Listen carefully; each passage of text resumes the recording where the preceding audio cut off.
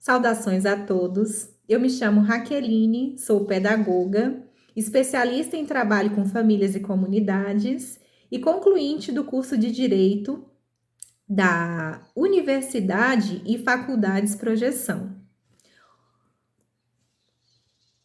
Hoje, nós viemos apresentar o resultado da pesquisa que se centrou no tema o marco regulatório das organizações da sociedade civil e a política de assistência do Distrito Federal.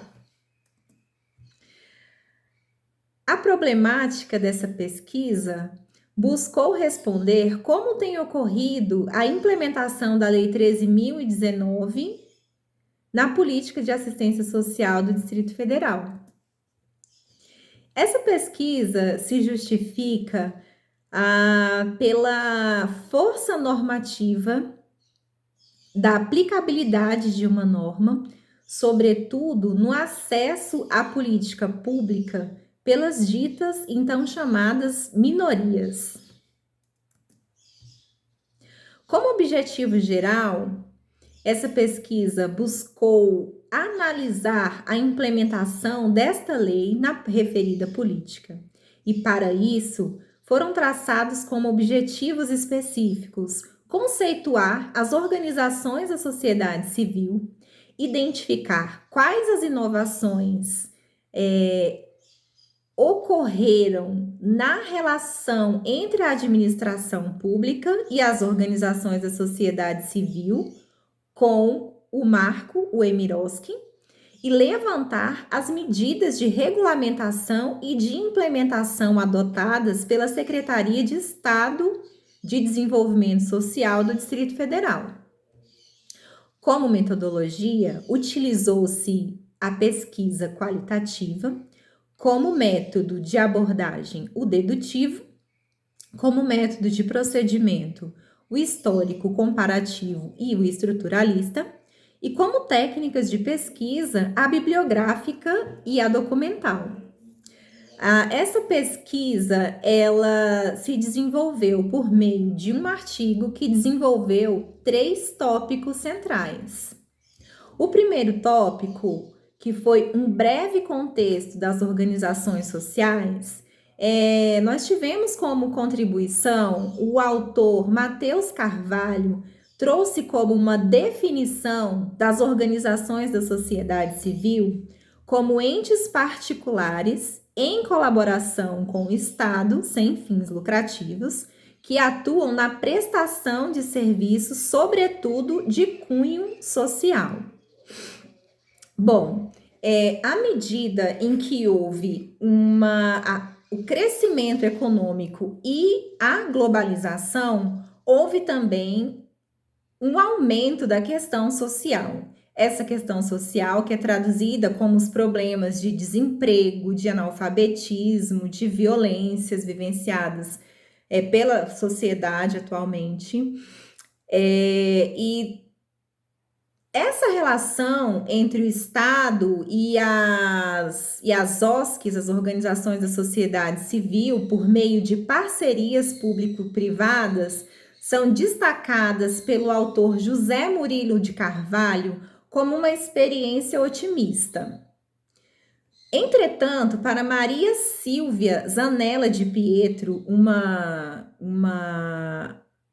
doutrinadora do direito administrativo, ela destaca que essas parcerias público-privadas também são um campo fértil para os desvios dos seus objetivos.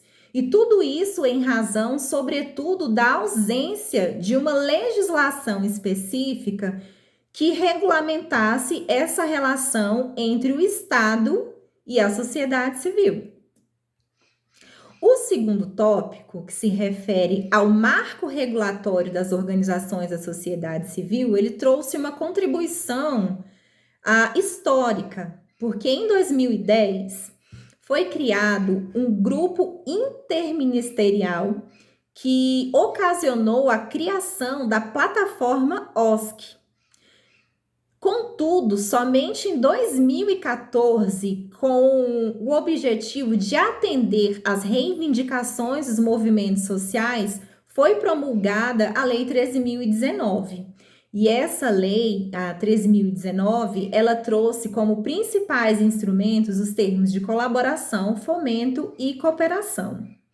Os termos de colaboração envolvem transferências de recursos, porém, essa iniciativa, ela vem por meio do Estado. Já o termo de fomento, ele também envolve transferência de recursos. Contudo, a iniciativa, ela ocorre por meio da sociedade civil. E já o acordo de cooperação, ele não envolve transferência de recursos. Uma grande mudança com o estabelecimento do marco foi a ênfase no foco no controle de resultados, ou seja, o Estado ele deixa de atuar somente na prestação de contas e ele passa a acompanhar a execução desses serviços no seu desenvolvimento por meio das figuras tanto do gestor como da comissão de monitoramento e avaliação, que são figuras representantes do Estado, que são executados por servidores de carreira. Como medidas mais relevantes com a implementação do marco se destacam a transparência das informações, a obrigatoriedade de haver um plano de trabalho para a pactuação desses termos, além da obrigatoriedade do chamamento público e a restrição da aplicabilidade dos recursos aos termos pactuados. Além disso, também se destaca a existência mínima, um tempo mínimo, de existência dessas organizações que são pelo menos de 1 ano de existência, a retomada do objeto de execução pelo Estado diante de algum problema com relação a essa execução, medidas mais severas com relação às penalidades, uma vez que houve alteração da lei de improbidade administrativa, a atuação preventiva, tanto do controle interno quanto do controle externo, e a universalização das regras, uma vez que com a implementação da lei, todos os entes eles passam a seguir essa mesma diretriz. Já o terceiro tópico, que se concentra no EMIROSC, o marco, na política de assistência social, ele vem contextualizando como ocorre essa política no Distrito Federal, mas para isso precisamos voltar um passo atrás para identificar onde se situa essa política. A política de assistência, ela consta no artigo 6º da Constituição Federal, como um direito social, dentre outros direitos que estão relacionados e dispostos neste referido artigo. Os autores constitucionalistas Paulo Gustavo Gonet Branco e Gilmar Mendes, eles trazem o seguinte aspecto, que os direitos sociais, eles são equiparados aos direitos fundamentais, ou seja, eles equivalem a cláusulas pétreas da nossa Constituição Federal. Já o artigo 194 da Constituição, ele traz que a Seguridade Social é constituída por um tripé, ou seja, a saúde, a previdência e a assistência constituem a Seguridade Social. A saúde, ela é destinada para todos, a previdência para aqueles que contribuem e já a assistência social para aqueles que dela necessitarem. José Murilo de Carvalho, ele traz a questão da colonização, que os problemas da nossa colonização, eles ainda refletem até hoje o nosso processo de cidadania na construção enquanto povo, uma vez que a questão social, ela se reverbera na pobreza, nos altos índices de desemprego, no analfabetismo e nas diversas violências pelas quais a sociedade vivencia. E para isso, a assistência social, ela traz como objetivos que também se encontram dispostos na Constituição Federal a proteção à família, à maternidade, à infância, à adolescência, à velhice, dentre outros. Já a execução desta política, ela se encontra disposta no artigo 204, inciso 1º da Constituição. E ela é descrita como descentralizada. E a sua operacionalização é feita por meio do Sistema Único de Assistência Social. No Distrito Federal, o órgão responsável pela execução da política de assistência é a Secretaria de Estado de Desenvolvimento Social, dita SEDES. Ela executa a política de assistência por meio de serviços e benefícios, de forma direta, ou seja, por meio do Estado, e indireta, por meio dos termos de parceria com as OSCs, as organizações da sociedade civil. De forma indireta, a política é executada por meio de 52 termos de colaboração que se destringem em serviços de acolhimento, de abordagem de rua, de fortalecimento de vínculos e convivência, e por meio de 4 termos de fomento. Como ato normativo setorial, nós temos o decreto 37.843, de 13 de dezembro de 2016. Esse decreto, ele apresenta como diferencial os modelos de instrumentos. Já na Secretaria de Desenvolvimento Social, nós temos a portaria número 91, de 30 de dezembro de 2020, que apresenta os índices mínimos, que define os índices mínimos de qualidade e meios de verificação para execução desses serviços.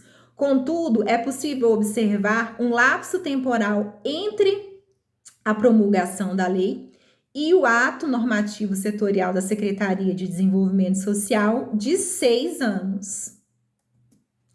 Como conclusões, foi possível observar que o conceito das organizações da sociedade civil, eles apresentam consonância tanto na norma quanto na doutrina.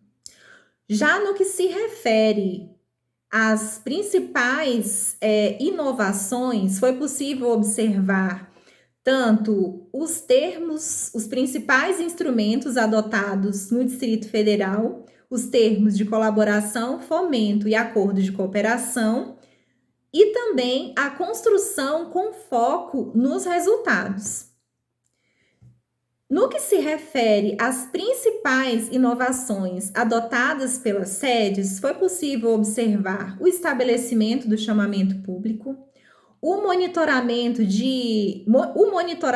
e avaliação por meio tanto das figuras do gestor de execução das parcerias, como na comissão de monitoramento e avaliação dessas parcerias, a adoção do plano de trabalho em todos os termos de colaboração, as medidas de transparência, uma vez que tanto as organizações da sociedade civil quanto a Secretaria de Desenvolvimento Social possuem informações a respeito da transparência, conforme se encontra disposto em lei.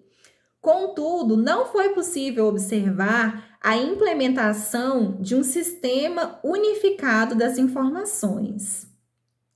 Para concluir, tanto o governo do Distrito Federal como a Secretaria de Desenvolvimento Social, elas se destacam por terem adotado essas medidas que regulamentam a lei federal, embora tenha havido esse lapso temporal de 6 anos entre a promulgação da lei e o ato normativo setorial.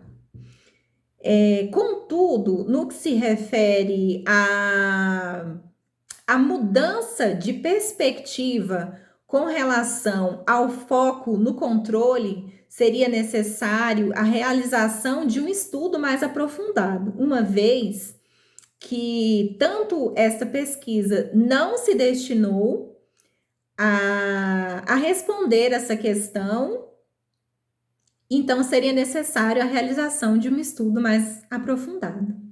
Aqui eu encerro neste momento a apresentação da pesquisa e agradeço desde já a presença e a atenção de todos. Muito obrigada.